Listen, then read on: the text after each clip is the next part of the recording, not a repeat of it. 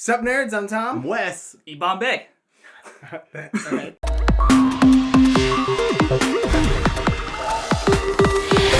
Wakanda Forever is a pretty light intro dice game based on, obviously, Black Panther, which I thought is one of the most overrated Marvel movies, because towards the end, it's like, your suit is super powerful and nothing can stop it. My suit is super powerful and nothing can stop it. Wouldn't it suck if there's a room where neither of our suits work? It's like, dude, there's a huge room where neither of our suits work. The whole basement of this country, our suits don't work down there. Let's fight there. I kind of think of this game as like a mash between DC Deck Builder and King of Tokyo, because in DC or even Legendary, you're all working together to take down one hero, but only one person. Villain.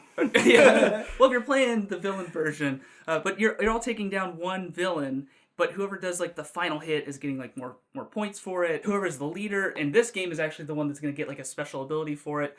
But also it feels kind of like King of Tokyo, because if you are Black Panther, that's the only way you can win, is being Black Panther and having the amount of points that's required to win. So other people can attack you at the end of a round if they don't think that you're you should be Black Panther. Like, no, I think I should be Black Panther. We vote on it. Are we loyal, or if we want to overthrow you? Yeah, and so you're gonna do some dice chucking and attack each other, kind of similar to King of Tokyo. Yeah. We're like, oh, it's great to be in Tokyo, but you can't heal while you're in Tokyo. There is a really good push and pull there, because there's a lot of benefits to being Black Panther. You want to be Black Panther, but you can't be Black Panther for too long, because you won't be able to get any vibranium, so you won't really be able to, again, fight off another player who's trying to take the throne from you. But also, like, even just doing your normal thing of fighting the villain, you won't have the vibranium to spend to get more dice. You still do get a victory point every damage you do, so even if you hit him just a little bit, you're still getting points along the way. If you're like in a 3-player game, if I'm in the middle, so like Aaron starts attacking him, I do the middle damage, and like Tom finishes him up. I'm like, well, I never get anything because I'm in the middle. Like, no, I'm still gonna get the points of the damage that I do, which is that's good. That's a good thing about this game. Yeah, I mean, but that's mostly what it is. It's just a real light. There's a little bit, again, there's that push and pull. There's spending your vibranium wisely on the dice, and but a lot of it is determined by the dice. And it's secretly, which is a kind of a cool little twist, where you're all gonna like ante up what you want to spend underneath these cups, and the first player reveals theirs, spends it, rolls their dice. If they kill off the villain, then the next player doesn't have to reveal what they were spending. And so there's a little bit of bluffing going on in there. Yeah, not knowing exactly how much vibranium they have, because having a lot of vibranium is a big deal in the game. Yeah. There's also special player powers. Everybody, this one is not facing you. Can you see that? But the component quality is also really dope. I mean, it's look really at that. good. That mound is awesome. It's very functional.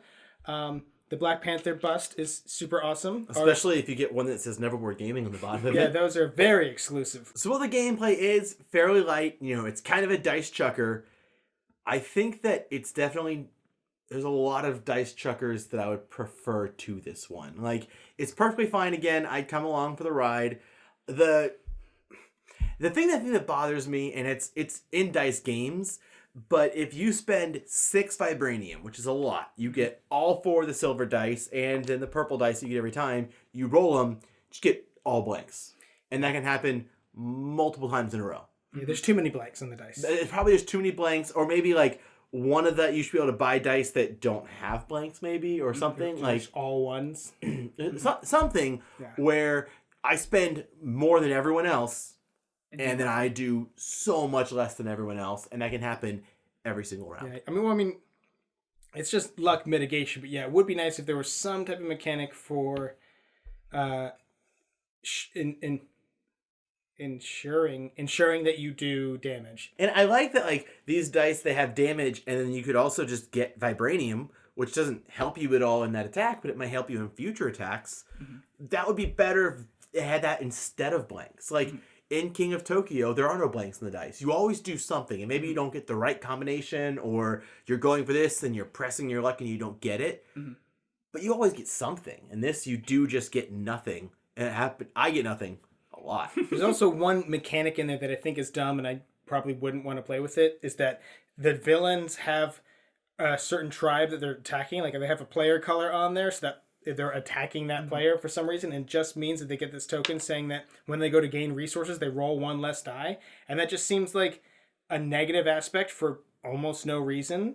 Yeah. Like, trying to balance it out. How? Why? It's just randomly up. You're the person who's going to not get as much this turn. Especially Okay. because it's not like it doesn't just like move around the table or there's some way to get it. It's just the cards that come up in the deck. So it could be you multiple times in a row, and then it goes to a player who's not even in the game. Yeah. So now, you've had 4 rounds where like I get a negative, nobody gets a negative. Oh, look, I get a negative again. Like, that's not fun. The things that I did enjoy about it were like the secretiveness of what you're bidding, and at the end when you're like, okay, we're gonna bid whether or not I'm gonna, let you stay in power or not. That was like the plus for it, but there definitely was too much negative with the dice rolling and not being able to mitigate it. There may be a hero I haven't seen every single villain. I haven't seen every single villain. So I don't know if there's one that lets you re-roll anything. I know there's some that you can buy dice cheaper. You can get more victory points when you finish, if you're do the final hit. There's all kinds of really cool things that if you are Black Panther when the villain's defeated, you get this ability. But overall, you don't really have anything to go by. You're like, okay, well, I'm out of vibranium. I get to roll 1 dice, and you're gonna do 1 or 2 damage. Like, if you're lucky. That it doesn't feel good. It doesn't feel good. No, I agree. I think this game is fine for what it is, for an intro game that people are gonna, they're gonna see it. They like the theme. They're gonna get into it. They like the components are real nice, and they get the concepts and whatever. But my feelings with this game is like in The Office when they're trying to find a replacement for Michael, and they're interviewing Kelly, and Gabe's just like, can we please just. They're real candidates. I'm like, that's fine, but there's real games. Can we play one of those? Yeah, in a world where King of Tokyo exists... I'm not a real candidate! I guess it kind of simulates being, attacked by a bunch of villains. You're just always being put down. It'd probably be better it's probably a more the merrier. I bet you at 5 players it's a bit more fun. I haven't been able to play it at 5 players because I have not been able to convince enough people to play it, which probably says more than anything else we've said this video. But I mean, yeah, I bet you have 5 players. If you're playing a short game, it would you have some beers. It might be a fun time. Yeah.